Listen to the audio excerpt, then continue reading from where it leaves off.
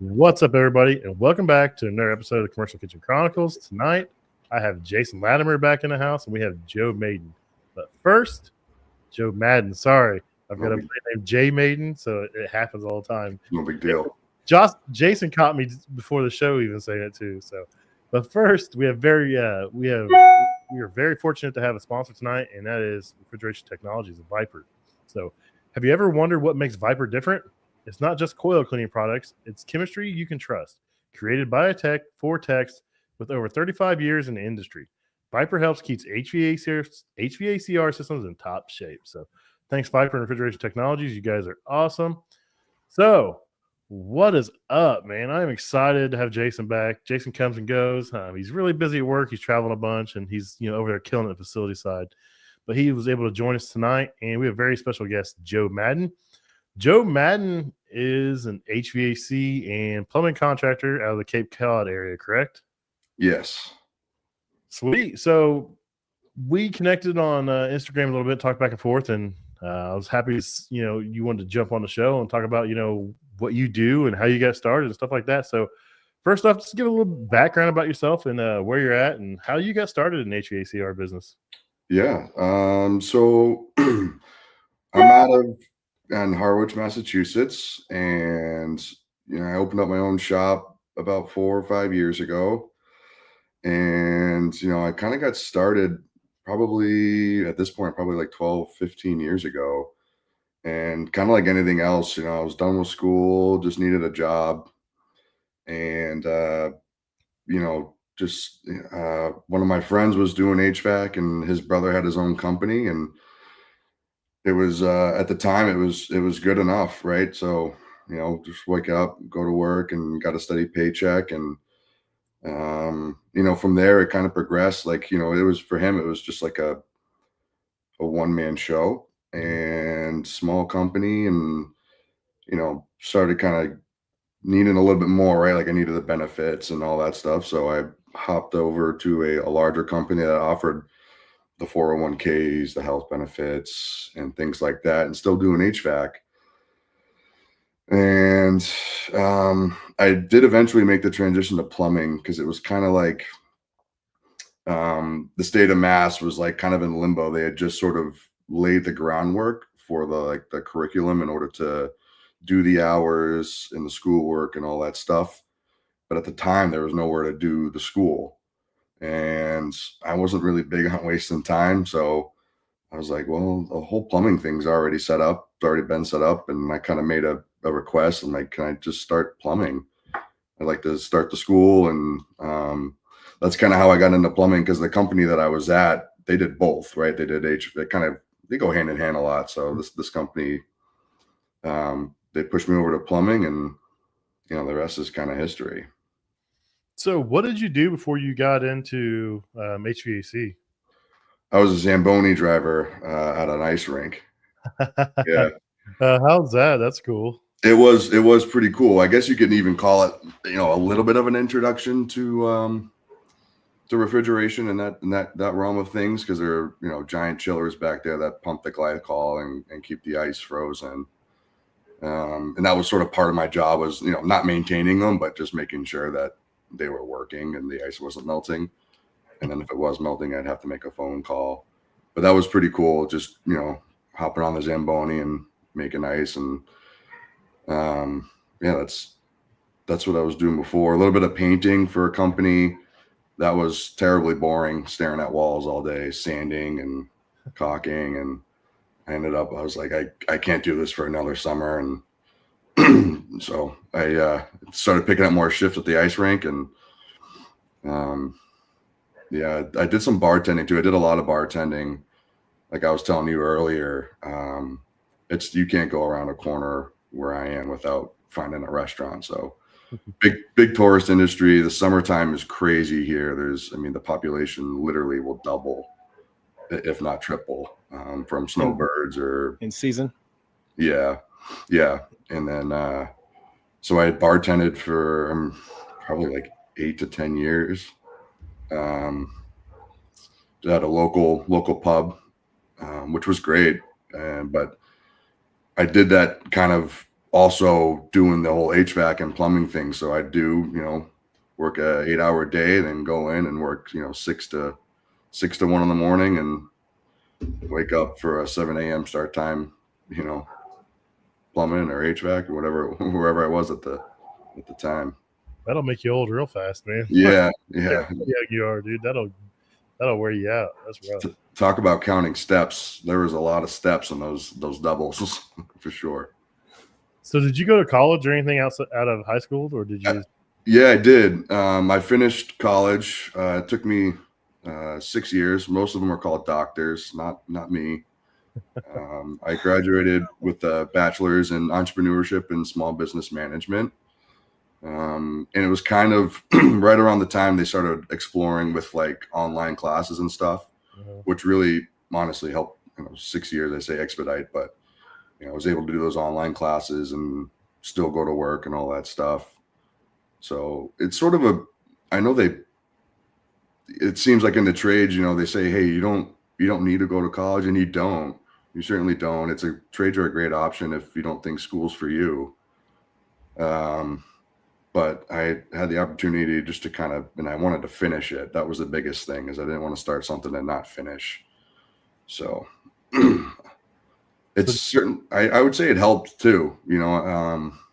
Running your own business, it gives you a little bit of you kind of get your feet wet a little bit in terms of reading financial statements and that type of thing, but it's certainly not necessary for sure. So what made you decide that you wanted to work for yourself? I think it was always kind of in the game plan.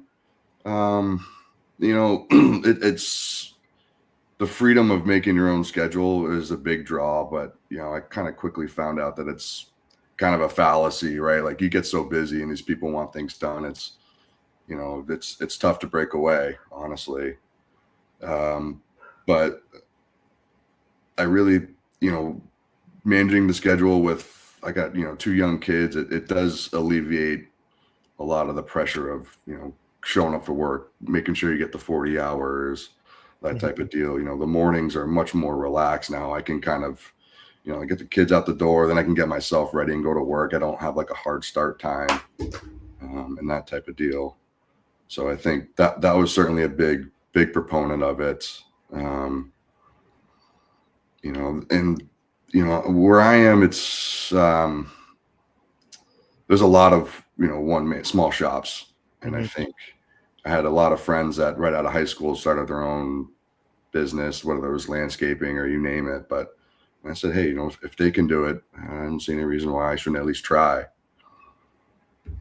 Cool. How long you been in business then? Only, I think I opened up the doors officially in 2020 or 2019. I honestly, I don't know. So a rough time to open the doors. COVID, yeah, for sure. But we had a huge COVID boom here. I mean, I couldn't have timed it better if I wanted to. I saved up all this side work and chewed through all that in about 2 weeks, and didn't have a lot of downtime. It gave me an opportunity to set up the business and do all the right things. I'm an S corp, so that takes time, filing it with I think I did it through LegalZoom or something, but finding an accountant and setting up a website and all that stuff. And the word of mouth is huge where I am, and it didn't take long to get a backlog of work, and from there it just kind of kept growing. That's cool. So you do primarily residential and then light commercial, you said? Yeah, primarily it's residential work, remodels, additions, new homes, and then light commercial. I won't take on anything that's like industrial or heavy commercial, but like I said, the ice rink still calls me for work if they need it, and kitchen restaurant kitchens for repair work and stuff like that if they're a good friend of mine. Yeah, a lot of people don't like restaurants. It's a different animal. I don't know how the laws are and codes are by you, but where we're at, it just seems like every city and every jurisdiction has their own little like kick or spin on things. I've got units where I have to use a quench system on a combi drain, but the combi is dumping out water. It's under like 120 degrees because it's quenching itself before it dumps it, but yet they still want quenching on it. And then I'm like, how am I going to do that? I get dump it in an open drain. It's just one thing after another. It's just, I've had some cities that make us hook a combi up to a grease trap. I'm like, it has to be an open drain. I said, no. So now I'm tying this into this portable grease trap. I said, when it clogs, I said, everything's just going to build up inside this combi oven. I've got ovens where they put it in clean mode and it won't drain. And you look inside, there's 4 inches of water up the glass. I'm like, that's clogged. I can't do nothing with that. I'm like, clean your grease trap. But yeah, so where I'm in Mass, so it's like, you know, restaurants have their own little like section in the code that, you know, so if you're doing work there, you got to know it because someone's going to come in, and whether it's even the health inspector or something, and call you out. And then if you don't know what you're doing, you know, you're losing money because you got to go back there and fix it. You can't sell yourself that you know what you're doing and go back and someone says that what you did isn't right, especially if they're a municipal authority, you know. I deal with that with a lot of different I have a pretty large region, and it's like every city and municipality has a different code for backflows, and every plumber's got, like, one plumber can't cross into the next town because they have to be, you know, backflow certified by that municipality. And it's just like, my Lord, that's a lot going on. Yeah. It's is it really too much to ask if they just get all on the same page? And make it at least statewide, you know, federal at least. It's not even county-wide, it seems like. A lot of times, this is whoever's in that jurisdiction does whatever they want. It's like township to township. It's crazy. Yeah, I can see down there in Florida being an issue, huge issue. There's a lot of tourist stuff down there, man. Yeah. So, is there like a lot of vacation homes in your area then? I know you said it's like a really big vacation area. So, you deal with a lot of stuff like that. So, do you have to these houses? Sorry, go ahead. Do you have to winterize these houses then, or they pretty much just leave them heated year-round, or what's going on? Yeah, so winterizing homes is definitely a big part of some people's businesses. I don't do it, but we have a ton of vacation homes, and you know, people. It's a good, like, a lot of guys who are like retired will do it because it's, you know, you hook up your compressor and you blow out the home, and it's you know, they can do like 4, 5, 6 in a day depending on the size of the house. And you know, of course, with the turn-offs in fall come the turn-ons in spring, and you know, it's for them, it's a nice little payday to do whatever. If you got a clientele list of 20 homes or something, just an easy week of work. And it obviously always leads to more. You know, you go in there and the water heater's broken, or you know, you get a leaky faucet or something, and you know, that stuff is just comes right with it.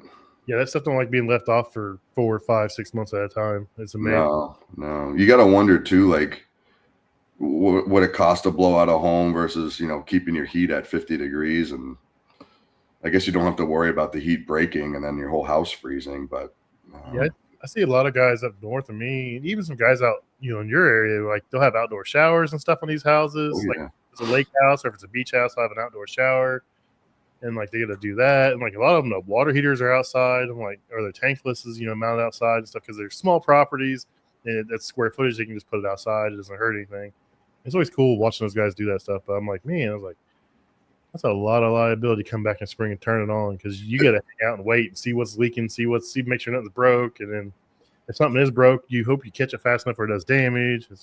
Yeah, that's my biggest thing. That's kind of why I don't do it right now, because it's like, you know, you go on and you turn all these homes on in the spring, and I didn't winterize a house good enough, or some water collected somewhere and it freeze and broke a pipe. And next thing you know, like, your schedule's just thrown out the window because you're in this house it's a wild goose chase. You never know how long it's going to take to fix the frozen pipe, or if there's more of them or whatever. It'll kill your schedule.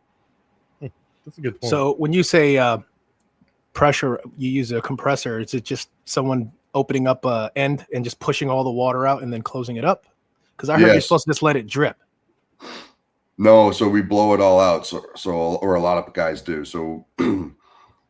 If I do it, usually what I'll do is I'll hook up take my compressor and I'll hook it up to like a silcock, and then I'll start pressurizing it from there, push all the water out of the tank, and then use that as like a what do you call it? Like a buffer tank, and fill that with air, and then start running all the faucets and push all the water out of there. Oh, so if it has to, it turns into a reserve maybe, or Like you say? Of air. Yeah. Okay. Yeah. So yeah, we'll push all the water out of the tank, and then we'll fill the tank with air. It remains pressurized after you leave? No. No? It's all and then everything gets left open. Okay. You got to forgive me. I was raised in Florida. That's okay. No. That's all. Whole different. Yeah, you get, but like I said, I don't know. Like if it was me, I think I would just get a Wi-Fi thermostat and, Monitor it, and if you get an alert, call someone. Yeah, exactly. That sounds like that makes a lot more that makes some sense right there with technology. Everything's connected. So that's what Eric Ani talks about, Mechanical Hub. He talks about like he'll do like these lake houses or cabins, and he's like most of them anymore just have boiler systems. They set the heat to like 30, set the heat to like 50, and just like let it go all winter, and they just monitor it with apps. And then if they have a problem, they call him. He's got a code to get in the door. He has to go in and fix it. Right. Yeah. So I can see. Then there's no surprises too when you go in the spring. You can just kind of just show up and everything's good to go. Oh, well, you got apps like the Mow and Flow app that tells you if you have flow and stuff. I mean, it'll alarm you if you have flow all of a sudden. I mean, there's plenty of things you could do to to prevent major damage. So yeah. So did you ever imagine being a kid you'd be an HVAC and plumbing contractor and own your own business, or? No, I don't think. No, I no. It wasn't a dream of mine as a kid. I thought as a kid I was going to be a cop or something like that. And when I actually started working with those two brothers, I was like, I don't know. I was on the town websites, like kind of hemming and hawing about it, of whether or not I was going to be a police officer or a fireman or something. And I kind of gravitated towards. Once I got into plumbing, I actually started to really love it. So it kind of made the decision for me. Your gateway into plumbing, was that through boilers then for heating? Yeah. So I probably should say, yeah. So when I was plumbing, most of the stuff that I was doing was hydronic systems, all boilers, natural gas mains and propane mains and things like that. And so didn't do a lot of drainage or venting for like the typical standard plumbing. Every now and then I do it, but that's how I got all my hours. And day in, day out, it was doing radiant floors or piping in air handlers or something like that, installing a boiler with all the zones and everything that goes with it. You do driveways? No, ice melt's not too big on the where I am. Okay. There are a few systems, but I've never done one. Yeah, I was going to ask the same thing because those things, I am so fascinated by those. Like it's like PEX, right? Just back and forth, and then they are some sort of. Yeah, I think it's just PEX and you lay it, and then they don't pave the driveway; they just do it in concrete. Okay. And then there's like a little sensor out there that tells you if you get a lot of snow, it'll just turn on if it's below 32. Yeah. Or whatever it is, and then. But we haven't had in the last 10 years, we haven't had too much snow, to be honest, which is, some people think it's nice. I mean, I like a good snowstorm 2-3 times a year, Oh, I'm the same way, man. But yeah, I think most of the systems have a temperature sensor, and then they have like a probe system where it senses like the water across it from snow or whatever, and it completes the circuit and kicks on. Yeah. That's a pretty cool system. If you got that, you're a baller, is all I got to say. Yeah, no kidding. I think the one that I saw had its own boiler. I mean, it was the house had 2 boilers, and one was dedicated for the snow melt. Yep, the ones I always see like that too. Yeah. Yeah, baller for sure. Yeah. That's cool. So you just do a lot of service plumbing then? You're not doing new rough ends or anything like that? It's mainly just service stuff, or are you doing like hydronics installs as well, or? Yeah, so I do installs, and I'll service it if I install it, or if they're already like an existing customer, I'll go and fix the boiler if there's something wrong. But most of the stuff that I do now is really your typical plumbing. I mean, bathrooms and kitchens and that type of deal, roughing in for new homes or something like that. And it was certainly a learning experience. I mean, you can read a textbook all day long, but the application on the job site is something in my mind like entirely different. So Megan and Matt with Mechanical Environments, they want to know if your region is mainly natural gas, propane, or oil, or do you have any steam boilers as well? No steam. Steam's pretty big up in the city. Yep. In Boston. Where I am, it's mostly natural gas until you get to a town called Wellfleet, which is a little bit far north if you keep going up the Cape. The natural gas will stop there, and then from there it's propane. So Wellfleet, Truro, and Provincetown are all pretty big on propane and oil. Nice. I'm a natural gas, and occasionally I'll get a food truck or something with propane. Yeah, really, they run it low on propane. It just blocks everything up with soot, and then it's a cleaning mission after that. Have you ever worked on don't they have like AC units that run off of propane? You ever worked on one of those? It's coming, right? It's coming. So it's big over in Europe right now, and it's different though because it's a air to water system. So like your outdoor unit is self-contained, and so all you do is you pipe out water in and out. So it's like a heat pump outside of a water fed heat pump, and it feeds hot water back in or cooled water back into the house. Yeah. So I mean, like, people don't realize it, but the fridge they have in their house is full of butane. I mean, it's been residential fridges have been full of butane. That's what they ran on for years and years and years.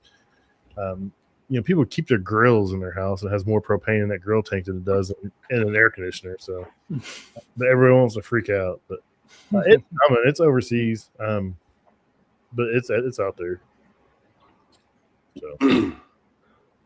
So if you were to talk to somebody, a kid or somebody wanting to get into HVAC or plumbing, what would you tell them? Oh, I would tell them to go for it. I don't know. I think with my perspective, I don't know if I'd tell them to just kind of throw college off the table. It's certainly, even if you can like just chip away and do like 2 classes a year or something like that, because I think down the road, like, people don't realize what a the stress it puts on your body, working in construction, and getting going to college might open up some more avenues down the road when you're like, oh, my body, like, I'm 55 now, like, my body can't take this, or it'll maybe make that transition into sales or management or whatever maybe a little bit easier, even though, like, if you get your degree at 25 or 30, it's been 20 years, but at least you kind of have something that's tangible, I guess, to kind of sell yourself, to get those jobs, to get that stress off your body, and stay healthy, because that's huge. I mean, my body was telling me that at 39. Yeah, right now. Yeah. Yeah, I'm 32, and I'm like, how much myself.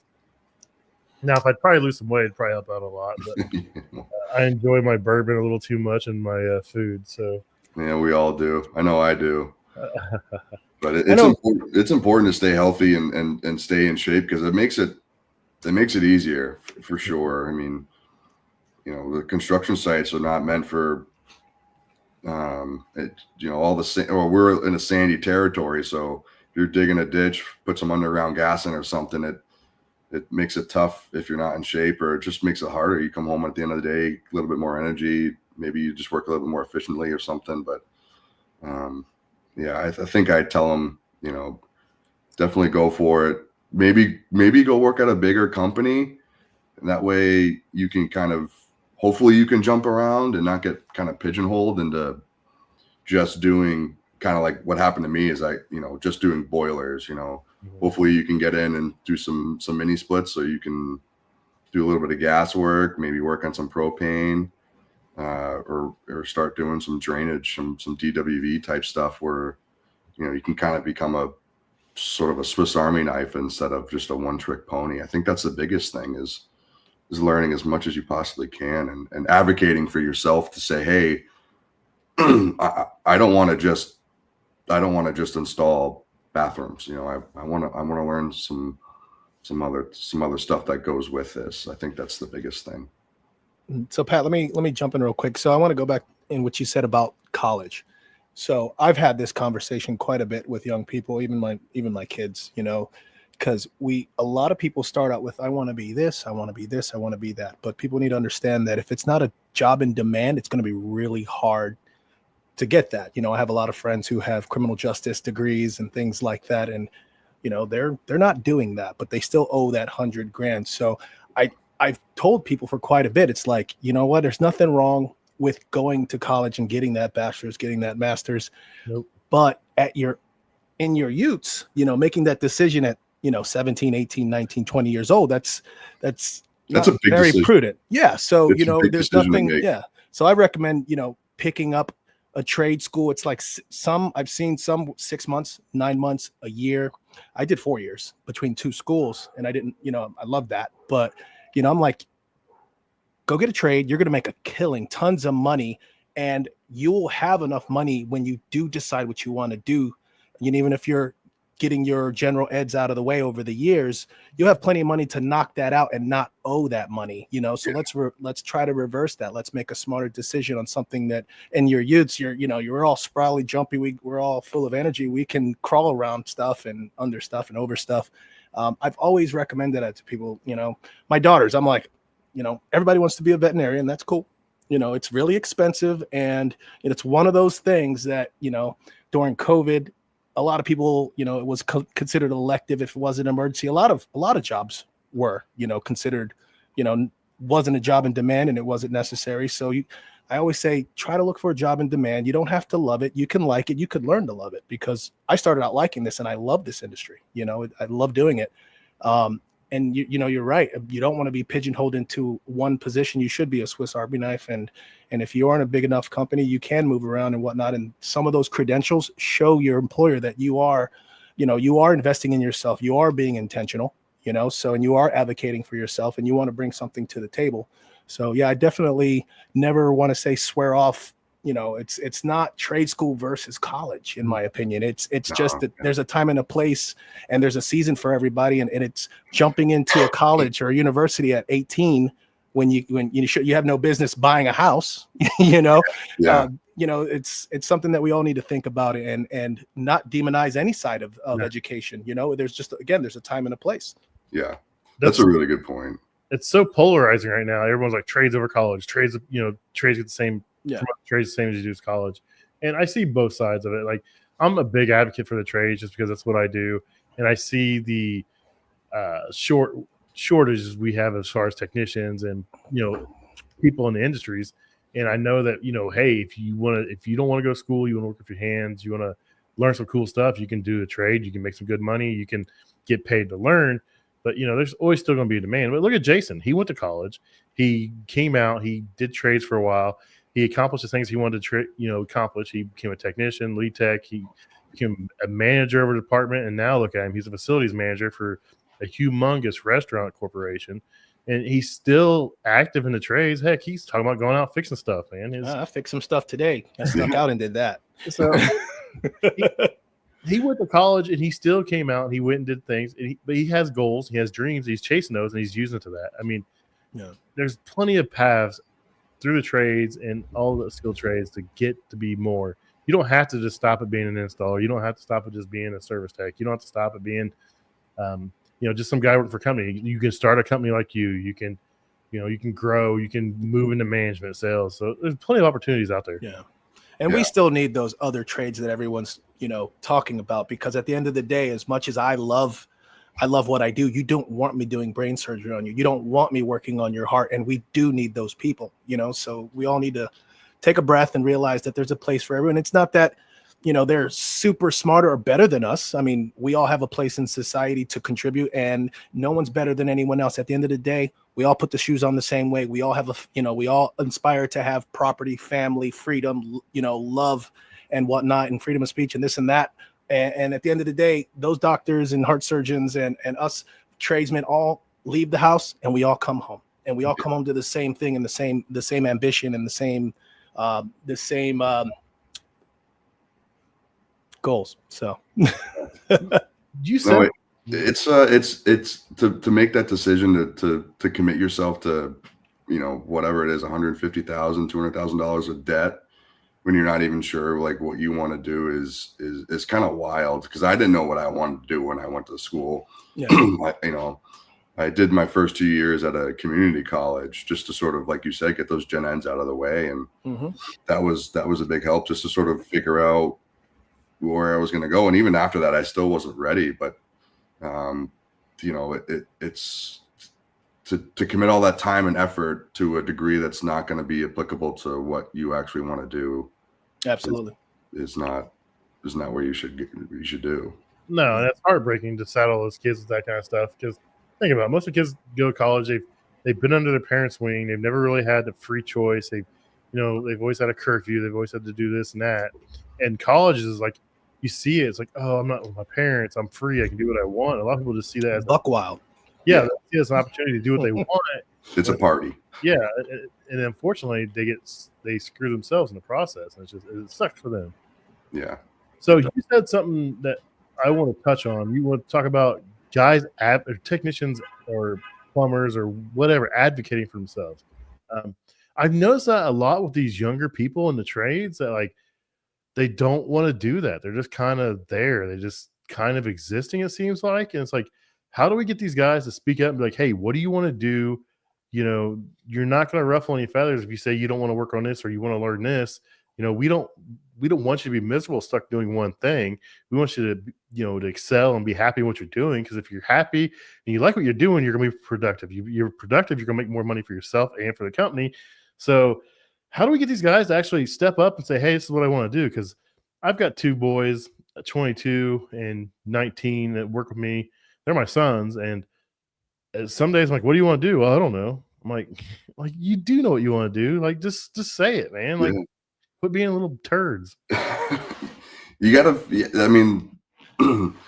advocating and going to your boss and saying, I think it's a difficult conversation, to be honest, because if you go in there to your superior and you're like, hey, like, this isn't for me, but I want to do this, he might not like it, right? I mean, because he probably likes what you're doing for him, and he's going to lose someone and he's going to have to replace you. And, he might not take too kindly to that, depending on what kind of guy he is. I was lucky enough where I had that conversation, and, he was a good guy, but he was like, he was kind of like, I could tell he was like, oh man, like, what am I going to do now? I'm going to lose someone. And, I was still pretty replaceable at the time, and I was a helper.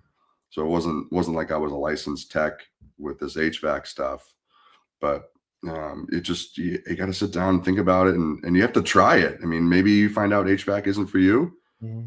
Try being an electrician. Try going into refrigerate, fixing commercial kitchens, or insulation, or sheetrock, or being a carpenter.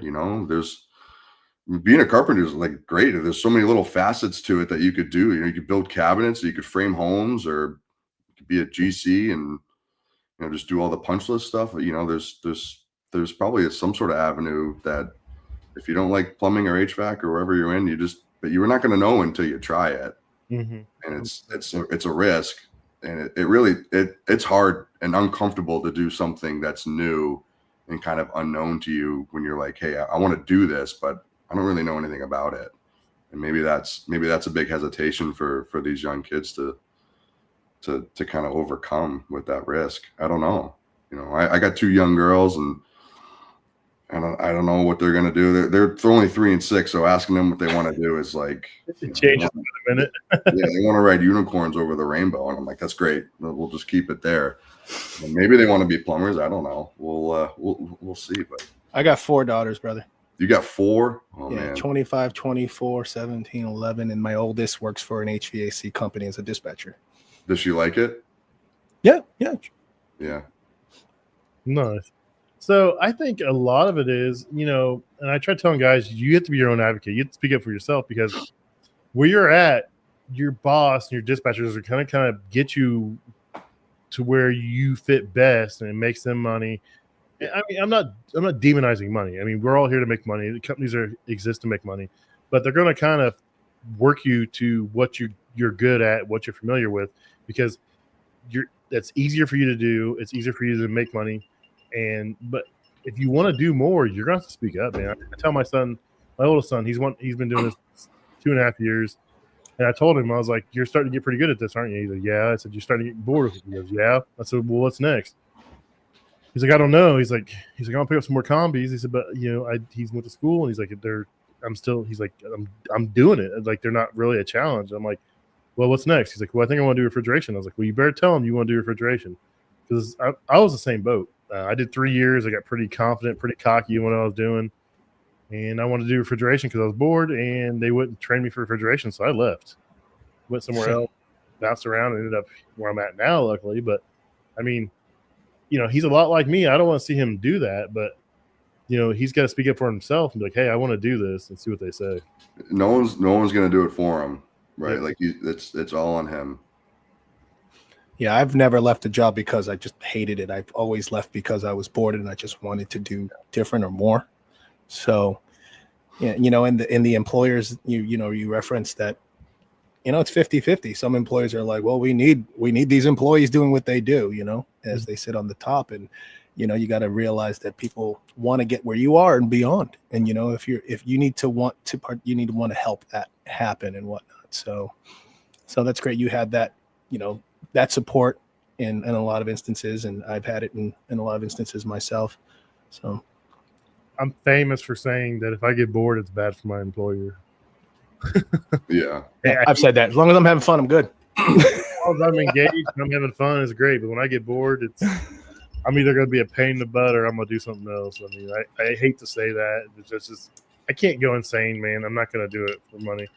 Well, it keeps you engaged too, doing the same thing day in, day out of just, in my world, just plumbing a bathroom day in, day out. Like that gets old. I mean, that's why doing the mini splits are nice. It's just something a little bit different. Doing a boiler is great. It's a little bit different. I mean, talk about not knowing what you're doing. I didn't know what I was doing when I opened up shop. I just kind of had to, it was a challenge. It certainly was. It still is. I mean, I can't figure out scheduling. I'm 4.5 years into this thing. I can't. I make a schedule. What program are you using? I use Don't say Excel. Well, I use the whiteboard here. That's even more advanced. Okay. Yeah. That's less complicated, at least. But I mean, I make a schedule for the month, and 2 days into it, it's out the window. I mean, it's crazy. So let me ask you, if you don't mind me asking you this, what do you use a program for your dispatching and whatnot, or do you use just like QuickBooks or something? So I use House Call Pro for invoicing, which I love. I've heard of that. It's great. I don't know if I should be saying that, but it's free advertising for them if they have a problem with it. It's just a base package, and right now I got my own company, but it's just me and one other guy, so I don't need I don't need like a software that has a schedule for me and him. Like we kind of can figure it out. We'll see if I add another guy. Maybe we'll have to start thinking about it. That way things don't fall through the cracks, because that's the worst. Are you getting there? Do you feel like you're getting there, or do you keep this at a level that is, obviously sustainable? You have an extra mouth to feed. You're taking care of an employee. Yeah. So, I mean, you want to be thoughtful about those types of decisions, because it can be disastrous. Sure. That was a huge decision. Actually, Pat, I think we were talking about it when I met you at AHR. I just hired this kid. He was 22 at the time, or 23, fully licensed. Yeah, I remember. Yeah, total go-getter. He's a great kid. But I was nervous because, not only do I need to feed my family, I need to feed, what's going to be his. But he was, it was perfect though, because he's engaged, and he was bouncing back and forth between his future in-laws and his parents' house. So, if I failed, I was going to feel bad, but it would be way worse if it was, someone who was well-established, young kids at home, that type of thing. Then they'd be scrambling for a job, and That pressure was kind of off, but it's been fantastic so far. And it's been a good trial run. I think it's gone great, and I'm ready to probably pick up another guy who's got a family, and I feel ready to take that on. We talk to Rich, our other co-host, all the time. He started his own business, and he's fortunate enough that he has one of his sons working with him, but he's always talking about like when's the right time to bring someone in to get that other truck. And he's like, and everybody we talk to is like, that's the hardest decision, like, because like you're busier than you want to be, but you're like, am I busy enough to support another guy? Like, it's your business. Like, are you all right with, hey, I can't work today, but this guy's going to work today? Like, can I afford to do that? I mean, that's a wild place to be in. Yeah. But I'm glad to see that, you're growing, and you got a guy out there, and you're thinking about bringing another one on. That's really cool. Thank you. Yeah. It's, that is a hard decision, because once, you're sort of bottlenecked right now with all that work coming in, and, you get another truck, another guy, that bottleneck gets wider. And I guess maybe for the first few months, it's probably a little thin. So you probably need to reserve some overhead for it to kind of get you through it. But you just got to go out there and find some more contractors or homeowners or whatever, and start selling some more work. And, hopefully before you know it, you're bottlenecked again and thinking about getting another guy. I don't have any aspirations to be this, 10, 12 person company. I'd like to get one more guy, and then certainly want to get a helper, and definitely start getting these young kids into the trades, and kind of give them back a little bit. That's cool. Sounds like you're not being suckered into 10X and 100X. I'm just kidding. Yeah, no. No, slow and steady, Everyone can do it. I'm going to sell you my secret. Yeah. $1,000. I'll tell you anything you want. $1,000 a month, and I'll give you everything you need to know. I'll sell you client lists, and that's wild. That stuff is wild. Do you get solicited a lot by, once you got your S corp and everything? Do you start getting hit with people trying to do anything? No, it wasn't too bad. I mean, I think probably the Instagram feed ads were coming up probably a little bit more with that type of stuff. But no, it was not really. Yeah, it's in the Facebook groups, and it's wild. Some of these guys, dude. Even LinkedIn, like I get ads all the time. Like, dude, I'm not even own a business, dude. I work for like one of the biggest food service repair companies in the world, and like I'm like, I don't need sales leads, bud. Sorry, you're talking to the wrong guy. Yeah. I don't even know where they get the info from. They must be someone selling my stuff somewhere. Dude, everybody's selling your information. If you're on a website and you're putting your information in, you better look for a button that says "Do not sell my information," because they're selling your information. Yeah. That pops up more often. I don't believe it, but I do select don't share my stuff. If I see it, I hit it. But yeah, for sure. Whether they're doing it or not, it's a different story. It's almost at the point you got to carry like a burner phone or something and a false email. I've got a personal phone, and I made a mistake and make a business card for the podcast, and I put my phone number on there, my cell phone number, and I was like, oh my gosh. So yeah, Vistaprint was definitely selling for sure. Yeah, I was like, oh man. And, like, I don't even turn the ringer on that phone. I'm like, I'm just whatever. I get like 20 calls a day. I'm just like, decline. Jeez. Leave a voicemail. I'm like, why did I do this? So, all right, man, we are coming up on 45 minutes. I really appreciate you coming on, talking about, what you do, how you got involved, your thoughts on college versus trades. It's good to see that you're for both sides. You've done both sides. Jason's the same way. He's done both sides. He's worked his way through. Rich, he hasn't done any college, but he went straight to the trades, and he's grown a business. And I love seeing guys that started from nothing, are growing a business, and they're out there kicking butt and, doing good work. That's all that really matters. So yeah, that's it. You want to plug your website or your Instagram or anything people can get a hold of you? And I'll also put it in the show links and notes of the show when it comes out, so people know where to find you. But now's your chance to plug it if you want. Yeah, I'll just plug the Instagram. It's just at Madden Company. All spelled out MADDENCOMPANY. That's it. Sweet. So I will put everything in the comment, like I said, in the show description notes, because I want people to go out and find you. You're a really cool dude, and I really appreciate you coming on. So Jason, any closing thoughts? Are you going to be at AHR? I'm not going to go this year, but I am going to go Orlando? next year. What state is that going to be in next year? Atlanta or Vegas? I think it's in Vegas, next year. Okay.